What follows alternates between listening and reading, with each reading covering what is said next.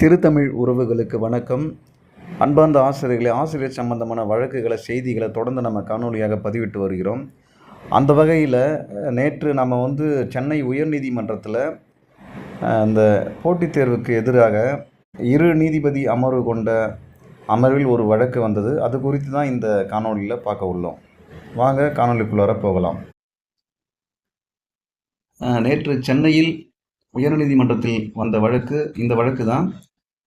இந்த வழக்கு அப்பீல் எப்போ வருதுன்னு கேட்டால் 9/2/2024 அப்பீல் ஆகுது. இந்த வழக்கு கோர்ட்டில் ரெஜிஸ்ட்ரேஷன் ஆகிற டேட் 27/2/2024.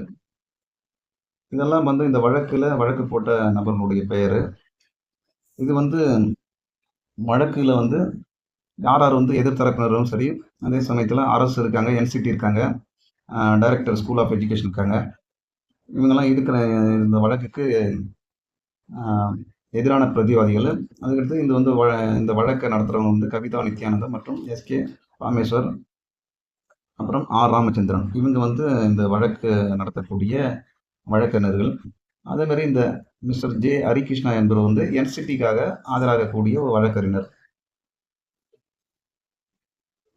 இந்த வழக்கு கடைசியாக பார்த்தீங்கன்னா 6ஆம் தேதி 6வது மாதம், அதாவது நேற்று தான் ஐட்டம் எண் 50வதுல விசாரணைக்கு வந்தது. இந்த வழக்கை பாருங்க. இது கூட இந்த வழக்கெல்லாம் இது கூட கனெக்டட் மேட்டர் தான். இதெல்லாம் இதை போட்டிருக்காங்க, கனெக்டட் மேட்டர். அந்த வழக்கு கூட, அந்த ரெக்டிஃபிகேஷன் கூட 5 அப்பீல் கூட இது கூட இருக்குது. அதேமாதிரி ஒரு கனெக்டட் மேட்டர் பெட்டிஷன் ஒன்று இருக்குது. இந்த ப்ரேயர் எல்லாம் இவங்க சொல்லியிருக்காங்க. Red petition 33,458 2023 9/1/2024. அது அதாவது தனி நீதிபதி அமர்வு முன்பு வந்த இந்த ரெட் பெட்டிஷனு அங்கே டிஸ்மிஸ் ஆகி தான் இப்போ இங்கே மேலே வருது. அதில் உள்ள ப்ரேயர் தான் திரும்பி அப்பீலாக வருது. இந்த வழக்கு பாருங்கள், ஃபஸ்ட்டு எப்போ வருதுன்னு கேட்டால் 29/2/2024 ஃபஸ்ட்டு வழக்கு விசாரணைக்கு வருது.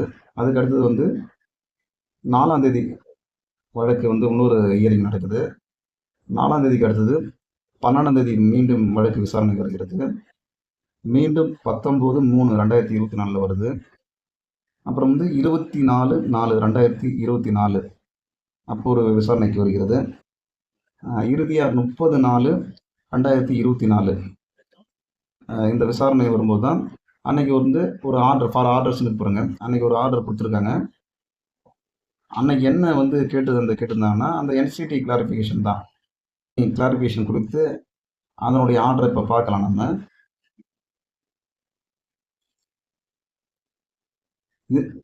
இதுதான் நம்ம அந்த கோர்ட் அன்னைக்கு இந்த ஆர்டர் 24ஆம் தேதி வந்திருக்கு. இதில் என்ன கேட்டிருக்காங்க வச்சுங்க, இந்த என்சிடி இருக்கிற பற்றியா அந்த வழக்கறிஞர் ஹரிகிருஷ்ணா அவர்கிட்ட கேட்டிருக்காங்க. என்னன்னு கேட்டால் 11/2/2011 முத அந்த வெயிட்டேஜ் டெட்டுக்கு நோட்டிஃபிகேஷன் டெட்டு முதல்ல இன்ட்ரடியூஸ் பண்ணும்போது அந்த வெயிட்டேஜுக்கு டெட்டு மார்க்கிங் கொடுக்கலான்னு சொல்கிறாங்க பற்றியா. அதுதான் அது சும்மா ஒரு வழிகாட்டுதலுக்கா இல்லை அது கட்டளையா, அது கட்டாயமாக அதை பின்பற்றணுமான்றது குறித்து தான் அதை கேள்வி எழுப்பு.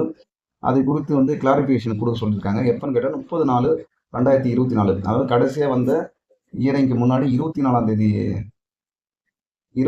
தேதி வந்த வழக்கு விசாரணை போது 30ஆம் தேதி கிளாரிஃபிகேஷன் கேட்டிருக்காங்க. அந்த கிளாரிஃபிகேஷன் கேட்டதை அது அரசு இன்னும் கிளாரிஃபிகேஷன் கொடுக்காத நிலையில் கோர்ட்டு விடுமுறை வருது. இப்போ மீண்டும் வழக்கு எப்போ வருதுன்னு கேட்டால் நேற்று 6ஆம் தேதி இந்த வழக்கு மீண்டும் விசாரணைக்கு வந்தது. இந்த விசாரணையில் நேற்று என்ன நடந்ததுன்றதை அடுத்து நம்ம பார்க்கலாம்.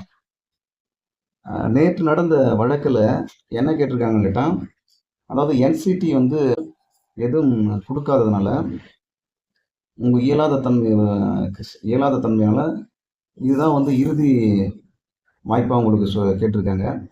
அதே சமயத்தில் கவர்மெண்ட் வழக்கறிஞர் என்ன கேட்டாங்கன்னா, இந்த வழக்கு சம்மந்தமாக மதுரை பெஞ்சில் இந்த இப்போ 2 வாரங்களுக்கு தடை சொன்னாங்க பற்றி, அந்த தடை வரத்துக்கு முன்னாடியே இது சம்மந்தமாக சப்மிட் பண்ணியிருக்காங்க. அதேமாதிரி அவங்க சப்மிட் பண்ணதில் என்னென்னு கேட்டாங்கன்னா, இந்த வெரிஃபிகேஷன் 2 கேஸ் முடிஞ்சிச்சு, இப்போ தேர்டு ஒன்று போயிட்டுருக்கு. ஆனால் இது வரைக்கும் நாங்கள் இறுதி முடிவு எடுக்கலை அப்படின்ற மாதிரி அங்கே சொல்லியிருக்காங்க. அதற்கடையில் இது சம்மந்தமாக அவர் என்ன கேட்டிருக்காருன்னா 21/6/2024 வந்து இந்த வழக்கை வந்து ஒத்தி வச்சிருக்காங்க. என்சிடிக்கு என்ன சொல்லியிருக்காங்கன்னா, ஒரு வீக்ல வந்து அந்த கிளாரிஃபிகேஷனை வந்து தெளிவுபடுத்த சொல்லியிருக்காங்க. இதுதான் வந்து நேற்று நடந்த வழக்கு. இந்த வழக்கில் இப்போ என்னன்னு கேட்டால், என்சிடி வந்து இப்போ 1 வீக்குள்ளார வந்து இதே இறுதி வாய்ப்புன்னு தான் சொல்லியிருக்காங்க. இறுதியாக வந்து சொல்லியிருக்காங்க. அப்போ வந்து என்சிடி வந்து அந்த அவங்களுடைய கிளாரிஃபிகேஷனை தெளிவுபடுத்தணும். அவங்க வந்து என்சிடியை வந்து அந்த மதிப்பெண் வந்து சேர்க்கன்றது அவங்க சொன்னாதான் அடுத்த கட்ட நகர்வு என்னன்னு தெரியும். மதிப்பெண் ஒரு வேளை வந்து கட்டாயம் வைக்கணும்னா, இப்போ சர்டிஃபிகேட் வெரிஃபிகேஷன் முடிச்சவங்கலாம் எல்லாமே சேஞ்ச் ஆகக்கூடிய ஒரு வாய்ப்பு வரும். ஏன்னு கேட்டால், வெயிட்டேஜ் மதிப்பெண் வந்து மாறும். அதுக்கு எத்தனை பர்சன்டேஜ் கொடுக்குறாங்களோ திரும்பி வந்து அது மாறக்கூடிய சூழ்நிலை உருவாகும். அதே சமயத்தில் வந்து இவங்க வந்து இல்லை நாங்கள் வந்து டெட்டு மார்க்கை கன்சிடர் பண்ணலை அப்படின்னு சொன்னாங்கன்னா, எதிர்த்தரப்பு வழக்கினர், அதாவது இந்த வழக்கு போட்டவங்க வந்து மீண்டும் வந்து அவங்க ஆர்கியூமெண்ட் பண்ணுறதுக்கு வாய்ப்பு இருக்குது, சான்ஸ் இருக்குது. நம்ம பொறுத்திருந்து தான் இப்போ அந்த 21ஆம் தேதி வரும்போது தான் இதனுடைய வழக்கு வந்து நம்மளுக்கு வந்து தெரிய வரும். மதுரை இதற்கிடையில் வந்து மதுரை வந்து கோர்ட்டில் வந்து அங்கே வந்து இந்த இப்போ பணி நியமனங்களை வந்து இடைக்கால தடை குறித்திருந்தாலும் திரும்பி அந்த வழக்கு அங்கே தொடரும்போது அங்கே என்ன வந்து கவர்மெண்ட் தரப்பு சொல்கிறாங்கன்ட்டு அதை பொறுத்து வந்து அந்த வழக்கு அது ஒரு பக்கம் நகரும்.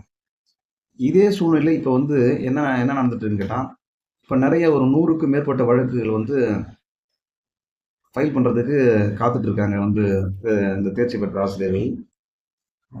இப்போ எனக்கு கிடைச்ச தகவல் என்னன்னு கேட்டால், மேக்ஸ் வந்து மதுரையில் வந்து ஒரு வழக்கு வருதா சொல்லியிருக்காங்க. அதேமாதிரி இன்னைக்கு கூட வந்து சென்னை உயர்நீதிமன்றத்தில் ஒரு வழக்கு வந்து தாக்கல் செஞ்சுருக்காங்க. மேக்ஸு, ஹிஸ்ட்ரி, கெமிஸ்ட்ரி, ஆங்கிலம் போன்ற பாடங்களுக்கெல்லாம் இன்றைக்கி வந்து சென்னை உயர்நீதிமன்றத்தில் ஃபைல் பண்ணியிருக்காங்க. அது குறித்து நம்ம வந்து விரைவில் வந்து நம்ம அந்த கேஸ் சம்மந்தமான காணொலியில் அடுத்த காணொலியில் நம்ம பார்க்கலாம். அதே வேளையில் வந்து ஒரு செய்தி ஒன்று வந்திருக்கு.